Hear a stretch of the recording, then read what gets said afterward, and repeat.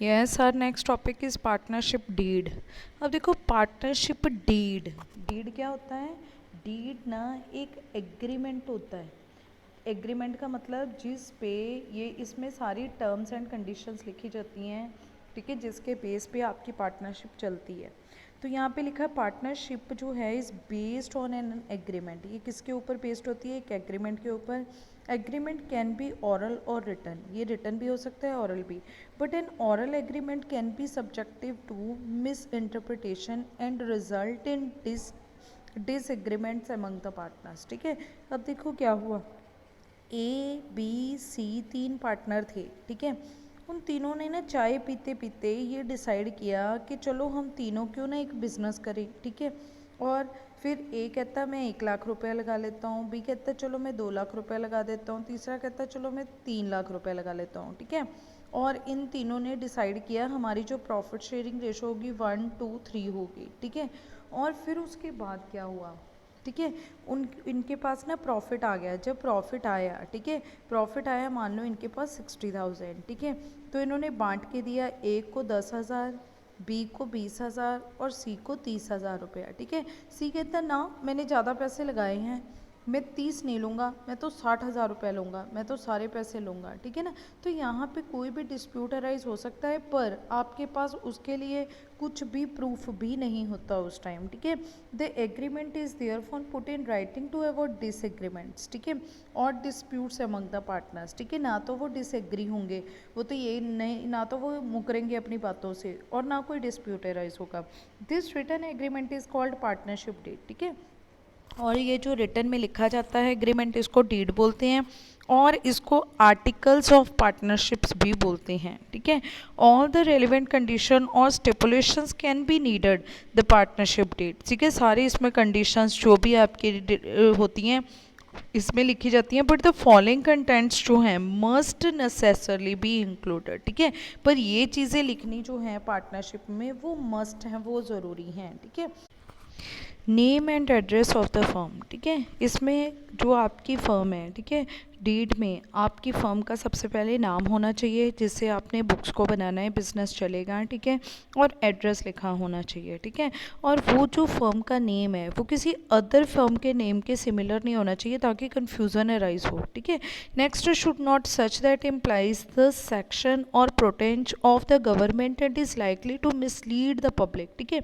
और आपने कुछ ऐसा नाम भी नहीं यूज़ करना जिससे मिसलीड हो, पब्लिक को कन्फ्यूज़न अराइज हो, जैसे crown, imperial, state, king, queen, royal, ठीक है। ऐसा कुछ भी नहीं आपने करना कि कोई पर्सन को, सोचने वाले को लगे कोई पार्लियामेंट का पर्सन इसमें इन्वॉल्व है या पार्लियामेंट इन्वॉल्व है या कोई स्टेट इन्वॉल्व है, ऐसा आपने कोई कन्फ्यूज़न वाला नाम नहीं लिखना, ठीक है।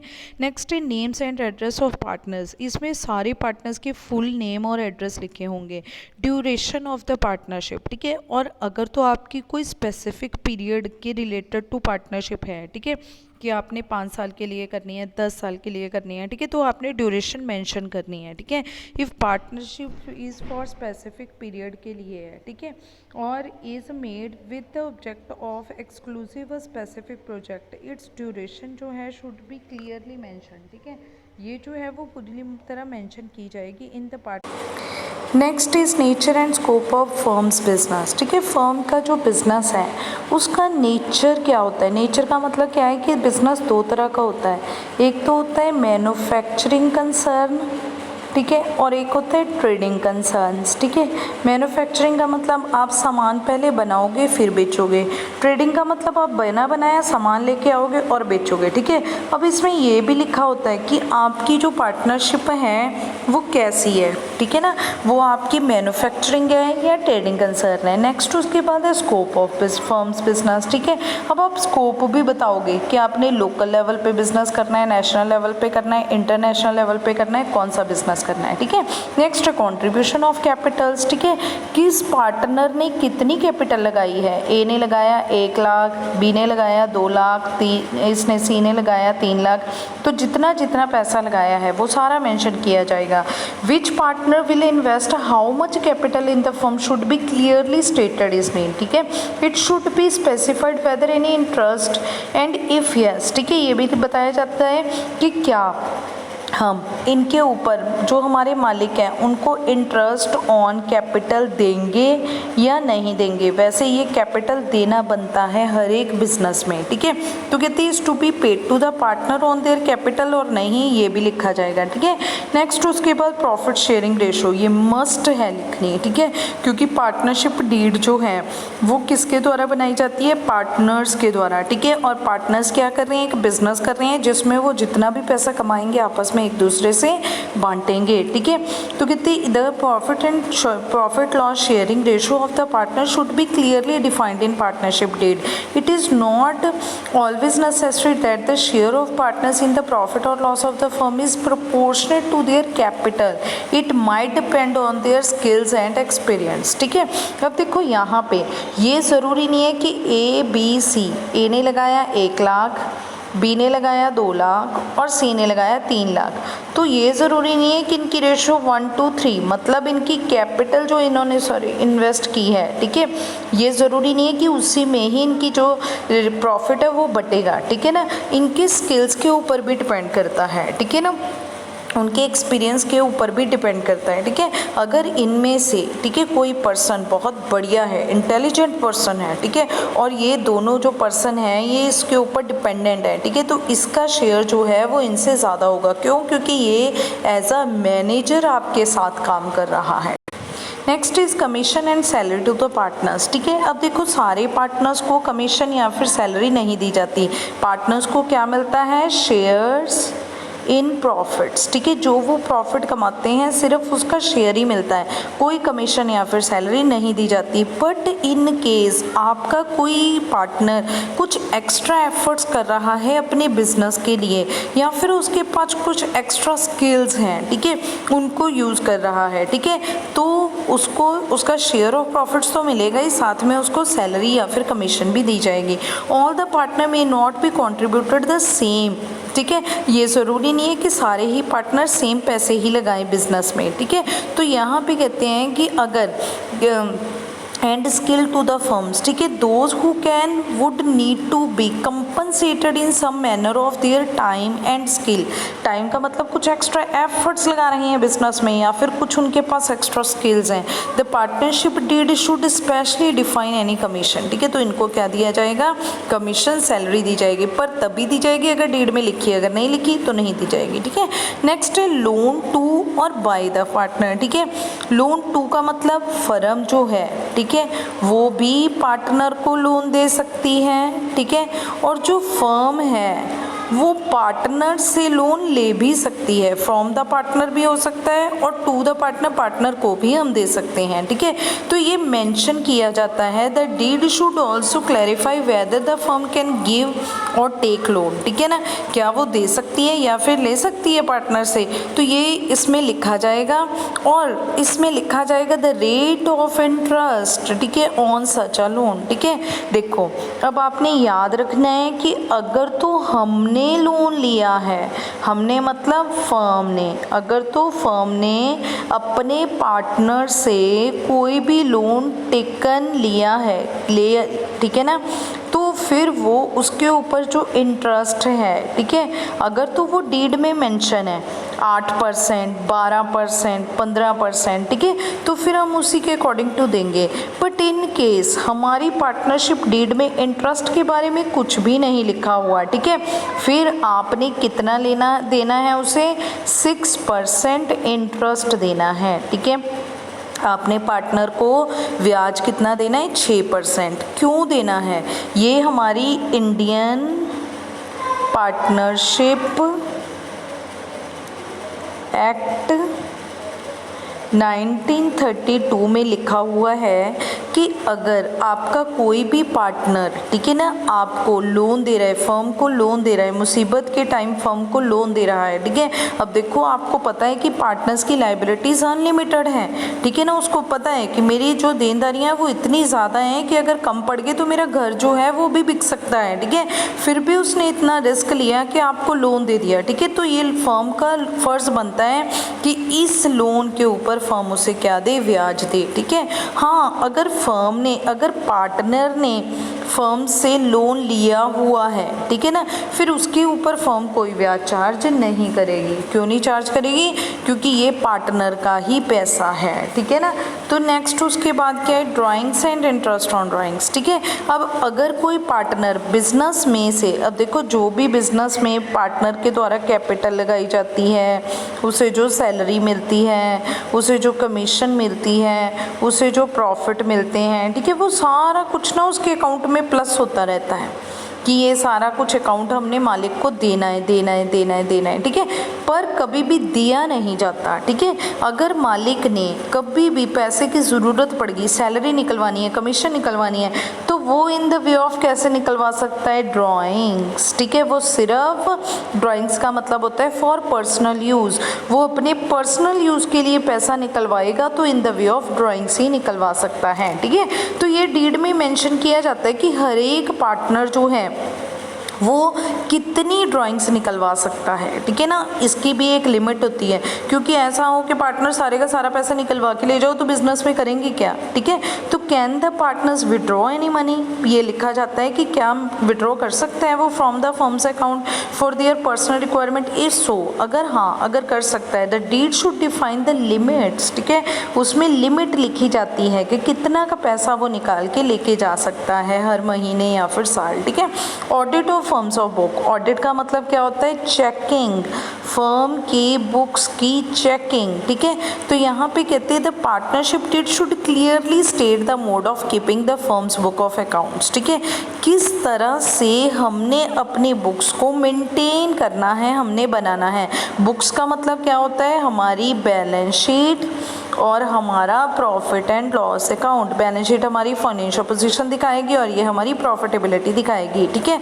तो ये बुक्स जो हैं ये हमने कैसे बनानी है, कैसे मेंटेन करनी है, इनको फाइनल अकाउंट्स बोलते हैं, ठीक है। The method of auditing the books, ठीक है। और फिर बाद में उसकी ऑडिटिंग कैसे होगी, ठीक है। ऑडिटिंग का मतलब चेकिंग की जाती है हर साल की साल बुक्स की कि क्या इसमें सारी ट्रांजैक्शंस जो हैं वो एक्यूरेट हैं, ठीक हैं बिल्कुल या नहीं है, ठीक है। तो ये भी इसमें वे ऑफ जो भी ऑडिटिंग की बुक्स हैं, बुक्स की ऑडिटिंग है, सॉरी, ठीक है, वो बताया जाता है। नेक्स्ट उसके बाद है rights and duties and liabilities of partners, ठीक है। पार्टनर्स की क्या अधिकार हैं, क्या उनकी ड्यूटीज़ हैं, क्या उनकी लाइबिलिटीज़ हैं, ये सारा कुछ मेंशन किया जाता है डीड में।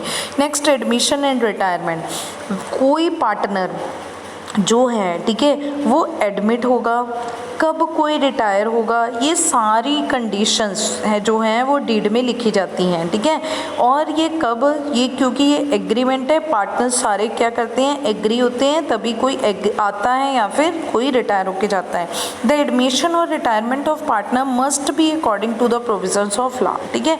ये किसके अकॉर्डिंग टू होगा, जो भी आपकी लॉ की प्रोविजंस दे रखी हैं। If there is any special provision agreed, ठीक है, पर कोई अगर स्पेशल प्रोविज़न आ जाती है तो फिर कैसे करेंगे। अब देखो जैसे कि ए बी सी 3 पार्टनर थे, सी की होगी डेथ, ठीक है। और हमने अपनी डीड में पहले ही मेंशन किया हुआ है कि अगर किसी भी पार्टनर की डेथ हो जाती है, ठीक है, तो उसका बेटा या फिर बेटी, ठीक है, चाहे वो माइनर ही क्यों ना हो, वो पार्टनरशिप में आ सकते हैं। अगर वो पहले ही आपने लिखा हुआ है, ठीक है, तो फिर आपका जो भी पर्सन पार्टनर है वो आ सकता है, ठीक है ना। इस तरह से अगर हमने लिखा हुआ है कि 4 साल तो हमारी पार्टनरशिप जो है, ठीक है, मान लो 3 पार्टनर हैं ए बी सी, उन तीनों ने पार्टनरशिप की और अब पार्टनरशिप डीड में लिखा हुआ है कि 4 साल तक तो हमारी पार्टनरशिप डीड बहुत अच्छे से चलेगी। उसके बाद अगर कोई छोड़ के जाना चाहता है, रिटायर होना चाहता है, ठीक है ना, तो वो जा सकता है पर 6 मंथ नोटिस के बाद, ठीक है। तो जो भी रिक्वायरमेंट्स जो भी उसमें डीड में लिखा जाएगा, ठीक है, जो भी स्टेटेड होगा उसके अकॉर्डिंग टू ही आपने प्रोसीड करना है, ठीक है। नेक्स्ट एवेल्यूएशन ऑफ गुडविल, ठीक है। अब आपको इसकी गुडविल का मतलब क्या होता है, कई बार हमारा जो बिजनेस है, ठीक है, वो एक्स्ट्रा प्रॉफिट्स कमा रहा होता है, ठीक है, वो किसके कारण, हमारी एक रेपो होती है बिजनेस में, एक रेपुटेशन होती है, प्रेस्टीज होती है, ठीक है, जिसके कारण हमारा बिजनेस क्या करता है, एक्स्ट्रा कुछ भी प्रॉफिट्स कमा पाता है, ठीक है। तो ये जो वैल्यूएशन है, ठीक है, गुडविल की, ये भी इसमें बताया जाता है। और मेथड्स होते हैं इसके, 3 टाइप्स ऑफ मेथड है जिसके अकॉर्डिंग टू वैल्यूएशन होती है, ठीक है।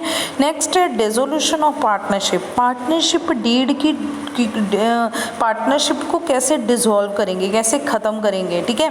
The deed should specify state the circumstances under which the firm can be dissolve, ठीक है। ये भी बताया जाता है कि कैसे इसको डिसॉल्व करना है, ठीक है ना। मतलब किसी पर्सन की डेथ के बाद ये डिसॉल्व हो जाएगी, ठीक है ना, या फिर कोर्ट इसे डिसॉल्व करेगा, या फिर हम अपनी सहमति से इसे डिसॉल्व कर लेंगे, मतलब ये कंडीशन लिखी जाती है, ठीक है। नेक्स्ट है death of partner and his succession, ठीक है। अगर किसी पार्टनर की डेथ हो जाए, ठीक है ना, अनफॉर्चुनेटली, तो उसका जो सक्सेसर होगा, सक्सेसर का मतलब क्या होता है, उसका जो नॉमिनी है, ठीक है, उसके साथ कैसे ट्रीट किया जाएगा, उसे कितने कितने पैसे दिए जाएंगे, ये सारा कुछ भी इसमें लिखा जाता है, ठीक है। When a partner dies his capital in the firm and any due amount under the final account of the firm, final account का मतलब जो बैलेंस शीट में उसका ड्यू पड़ा होगा, जो हमने देना है, are given to the deceased partners successor, deceased का मतलब जिसकी डेथ हो गई है, सक्सेसर का मतलब उसका नॉमिनी, ठीक है, और लीगल रिप्रेजेंटेटिव, ठीक है। अब देखो नॉमिनी और लीगल रिप्रेजेंटेटिव में क्या डिफरेंस होता है, जैसे कि ना ए बी सी 3 पार्टनर हैं, सी की होगी डेथ, सी ना एक गाड़ी में बैठ के जा रहा था, ठीक है, और गाड़ी में ना 4 पर्सन थे, उसकी फैमिली के चारों मेंबर थे, ठीक है, और गाड़ी में सी भी था, सी के साथ उसका नॉमिनी भी था, ठीक है, जो भी उसने अपना नॉमिनी बनाया हुआ था। अब चारों की होगी डेथ, ठीक है, तो अब हम इसके सक्सेसर किसे माने, नॉमिनी की भी डेथ हो गई है, तो जो भी लीगल रिप्रेजेंटेटिव होगा, जो भी बहुत क्लोज रिलेटिव होगा उसका, ठीक है, उसे दिया जाएगा। If the investment is to give kept in the firm, ठीक है, अगर फर्म में ही रखी जाए तो कई बार क्या होता है, जो डिसीज्ड पार्टनर होता है, जो देने वाले पैसे होते हैं वो ज़्यादा होते हैं उसे, ठीक है, तो successor of the deceased partner is to be admitted as a partner, ठीक है। तो हम क्या करेंगे, उसकी जो इन्वेस्टमेंट है उसे बिजनेस में ही रख लेंगे, और जो उसका वो है लीगल रिप्रेजेंटेटिव या फिर सक्सेसर है, उसे हम बिजनेस में एडमिट कर लेंगे अपने साथ, ठीक है। It should be clearly mention, पर ये क्लियरली मेंशन होना चाहिए कि क्या उसका जो नॉमिनी है, सक्सेसर है, वो बिजनेस में आ सकता है हमारे साथ या नहीं आ सकता, ठीक है। और if the capital of deceased partner is to be paid, अगर आपने दे देनी है रिप्रेजेंटेटिव को, है, ठीक है, अगर तो देनी है तो उसे देनी दे देनी है, ठीक है ना, आपने पैसे दे उसके हाथ में कैश पकड़ा देनी है।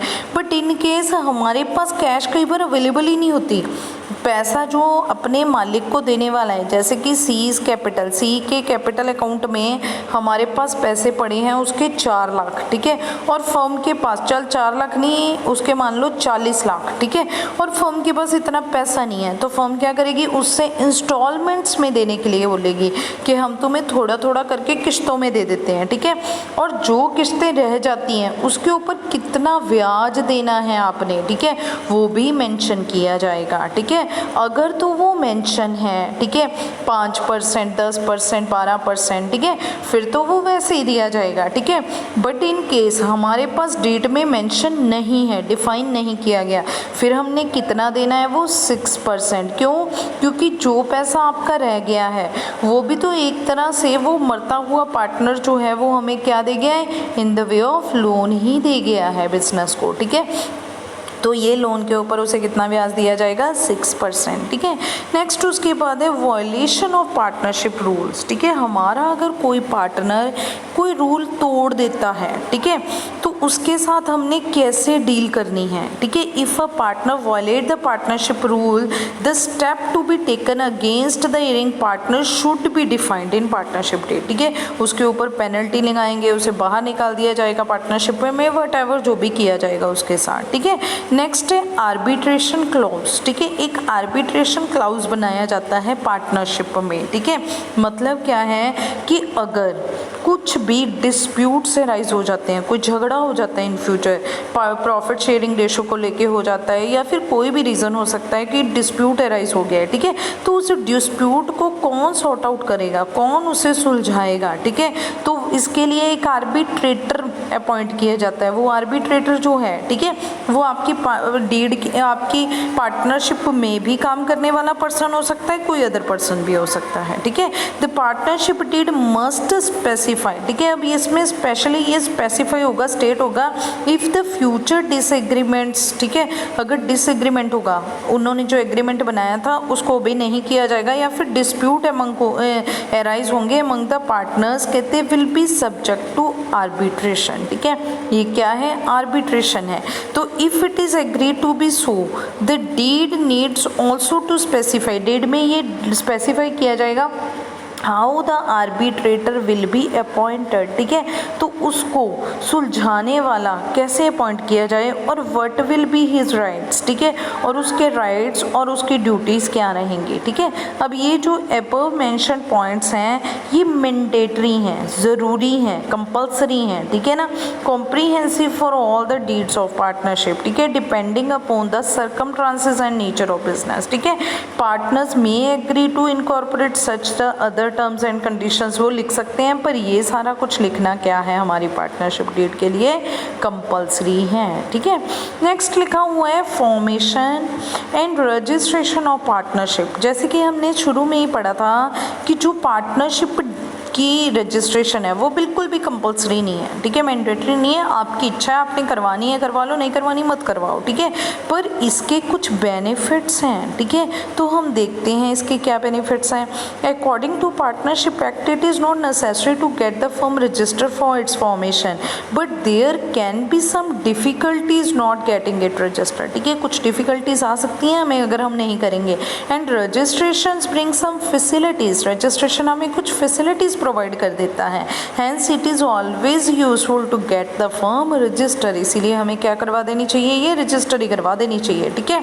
तो प्रोसीजर फॉर रजिस्ट्रेशन कैसे करवानी है, for the purpose of getting the firm register all the state government has appointed registrars, ठीक है, ये इसके लिए क्या होते हैं, रजिस्ट्रार्स होते हैं। हम कचहरी में जाते हैं ना, वहाँ पे अपनी जो अपने हमने मकान लिया है, घर लिया है, या फिर हमने कोई ज़मीन ली है, ठीक है, प्रॉपर्टी, तो उसकी हम रजिस्ट्रेशन करवाने जाते हैं, तो वहाँ पे रजिस्ट्रार्स होते हैं, अपॉइंट किए होते हैं, ठीक है।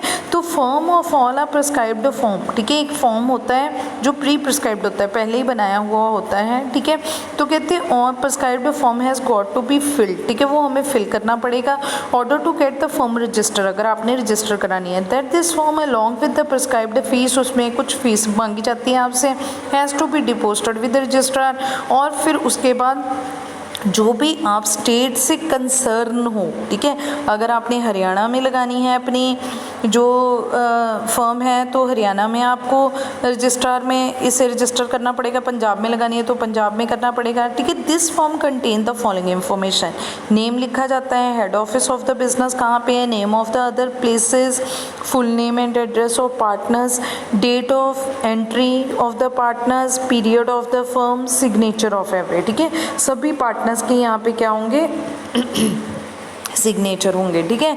When the registrar after proper scrutiny, ठीक है, अब वो स्क्रूटनी करेगा, इससे पहले देखेगा, वेरीफाई करेगा कि इसमें जो भी चीज़ें लिखी हुई हैं वो सारा कुछ ठीक है, ठीक है, इसकी पूरी क्या की जाती है, उनके द्वारा वेरिफिकेशन की जाती है। इस सेटिस्फाइड, जब वो सेटिस्फाइड हो जाता है, ऑल द नेसेसरी इंफॉर्मेशन ही has been enter into the forms, ठीक है, तो वो क्या कर देता है, रजिस्टर कर लेता है, अपने रजिस्टर पे आपकी फर्म का नाम चढ़ा लेता है, ठीक है। तो after this the firm is given a certificate, ठीक है, उसको क्या बोलते हैं हम, सर्टिफिकेट ऑफ रजिस्ट्रेशन, ठीक है, आपकी फर्म को सर्टिफिकेट ऑफ रजिस्ट्रेशन मिल गया है। और after getting this certificate firm जो है वो क्या बन गई है, अब रजिस्टर फर्म्ड बन गई है, ठीक है। Next information regarding alteration after registration, अगर आपने ना रजिस्ट्रेशन करवाई उसके बाद आपने कुछ ना अल्ट्रेशन की है, ठीक है ना, अल्ट्रेशन का मतलब क्या है, ये इसमें ना कुछ इंफॉर्मेशंस मांगी गई थी, ठीक है, पर ये इंफॉर्मेशंस ना अब आपने अल्टर कर दी, मतलब ना इसमें कुछ चेंजेस आ गई। जैसे कि हेड ऑफिस है, पहले आपने ये जो हेड ऑफिस है वो चंडीगढ़ बनाना था, अब आपने सोचा कि नहीं चंडीगढ़ नहीं बनाऊंगा, मोहाली बनाऊंगा, ठीक है। तो यहाँ पे अगर आपकी कुछ भी अल्ट्रेशन हुई है तो उसमें आपने क्या करना है, when the name of the firm, कहते हैं after the firm has been registered information about the following change, जो नीचे वाले चेंज दिए गए हैं, as required by the Indian partnership act should should be conveyer to register within 14 days. ठीक है, 14 दिन के अंदर अंदर आपने ये सारी इंफॉर्मेशन रजिस्ट्रार के पास सेंड कर देनी है, भेज देनी है। ठीक है, when the name of the firm जो है और the main business is change. ठीक है, अगर नाम चेंज हो गया है या फिर मेन बिजनेस कहाँ पे लगाना था वो चेंज कर दिया है। When there is change in the name of permanent address आपका चेंज हो गया है। व्हेन बिजनेस जो है has been close down at some place. ठीक है, एक जगह पे बंद करके दूसरी जगह चला रहे हो। When a new partner has join. ठीक है, और सम पार्टनर या फिर डेथ हो गया, डाइड हो गया है, और सम पार्टनर हैज़ रिटायर। ठीक है, तो ये सारी इंफॉर्मेशन 14 दिन के अंदर अंदर पहुँचा देनी है। The information about minor partner becoming an adult. ठीक है, एक माइनर जब मेजर बन जाएगा, 18 साल अटेन कर लेगा। ठीक है, and is being admitted to the firm और नॉट बीइंग। ठीक है ना, अब वो रहेगा हमारे साथ या नहीं रहेगा, ये सारी इंफॉर्मेशन हमें टाइम टू टाइम किसे पहुंचानी पड़ती है, रजिस्ट्रार को। ठीक है, और इफेक्ट्स क्या होंगे अगर आप रजिस्ट्रेशन नहीं करवाते। No partner can take any legal action against any other partner. कोई पार्टनर ना एक्शन नहीं ले सकता। जैसे कि ना ABC 3 पार्टनर हैं, उनकी ना प्रॉफिट शेयरिंग रेशो 3:1 थी, ये डिसाइड हुआ, डीड में लिखा गया। ठीक है ना, पर इन्होंने अपनी पार्टनरशिप डीड को ना रजिस्टर नहीं करवाया। ठीक है, फिर उनके पास ना ये 60,000 रुपये का ना प्रॉफिट हुआ, इसको देना था 30, इसको देना था 20 और इसको देना था 10। ठीक है, पर इन दोनों ने क्या किया, इसे दिया 20 और इसका जो 10 था, 5,000 इसने ले लिया, 5 इसने ले लिया। अब डिस्प्यूट अराइज हो गया, पर ये फाइल सूट नहीं कर सकते। ठीक है, ये लीगल एक्शन नहीं ले सकते। No partner can initiate proceeding against the firm in order to get the right. ठीक है, ना ही हम फर्म को, अगर फर्म ने कोई राइट नहीं दिया, कोई अधिकार था उसका, ठीक है ना, उसे, अब उसने क्या किया, ABC 3 पार्टनर काम कर रहे हैं, B ना बाहर जाके स्पेशली, मतलब एक कपड़े की दुकान चला रहे हैं। ठीक है, B क्या करता है, स्पेशल बाहर जाके भी कपड़ा बेच के आता है बेचारा। ठीक है ना, खुद अपना जाके खुद एफर्ट्स कर रहा है। ठीक है, पर ये जो फर्म है, अब इसने फर्म से एक्स्ट्रा जो इसके खर्चा बनता था वो लेना था, पर फर्म ने दिया नहीं। ठीक है, तो ये भी एक्शन नहीं ले सकता। Firm 2 can not start proceeding against any partner. ठीक है, फर्म भी नहीं किसी पार्टनर के अगेंस्ट कुछ भी कर सकती। ठीक है, firm can not proceed against other parties. ठीक है, और आप किसी अदर पार्टीज, ठीक है, अगर किसी पार्टीज ने से आपने, जैसे डेटर है, उससे पैसे लेने हैं, ठीक है, तो आप फिर भी नहीं जा सकते। लीगल, आपने कोई भी लीगल कार्रवाई आप कर ही नहीं सकते अगर रजिस्ट्रेशन नहीं है। ठीक है,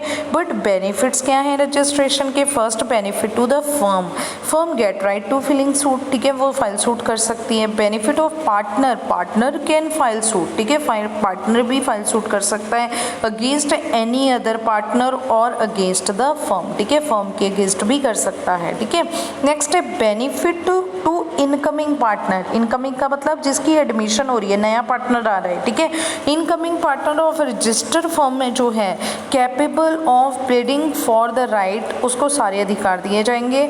ठीक है, while in case of non registration heads depends on the honesty of partner. ठीक है, पर अगर ये पार्टनर रजिस्टर्ड नहीं है तो फिर आपके पार्टनर की ऑनेस्टी के ऊपर डिपेंडेंट है।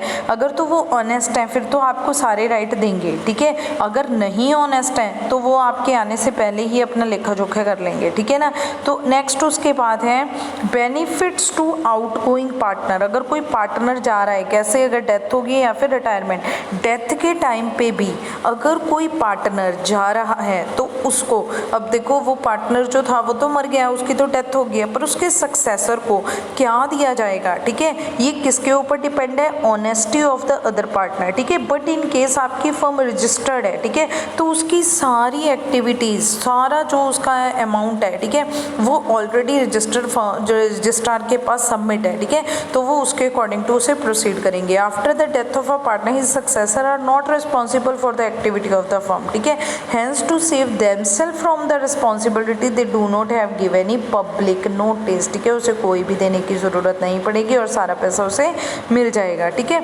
ऑन द रिटायरमेंट, अगर रिटायर होगा पार्टनर, ठीक है, remain responsible for the activity of the firm. ठीक है, so long as public notice about the retirement is not issue. जब तक वो कोई पब्लिक नोटिस नहीं देता तब तक वो वैसा ही पार्टनर बना रहेगा। बट इन रिटायरिंग पार्टनर जो है ऑफ रजिस्ट्रार फर्म जो है, ठीक है, firm get rid of this responsibility, ऐसी कुछ भी नहीं है वहाँ पे से ये सहूलत मिली हुई है। After giving this information to registrar, सिर्फ उसने किसे देनी है, रजिस्ट्रार को देनी है, पब्लिक नोटिस देने की ज़रूरत नहीं है कोई भी, ठीक है, कोई न्यूज़पेपर पे छुपवाने की ज़रूरत नहीं है, ठीक है। हैंस आफ्टर गिविंग इंफॉर्मेशन, जैसे ही वो रजिस्ट्रार को अपनी इंफॉर्मेशन देगा वो अपनी बिजनेस को, अपनी फर्म को छोड़ के जा सकता है। Retiring partner will not be responsible for any liability of the firm from the date of giving this information, ठीक है। इसी के साथ हमारा ये चैप्टर ख़त्म हो गया है। Thank you.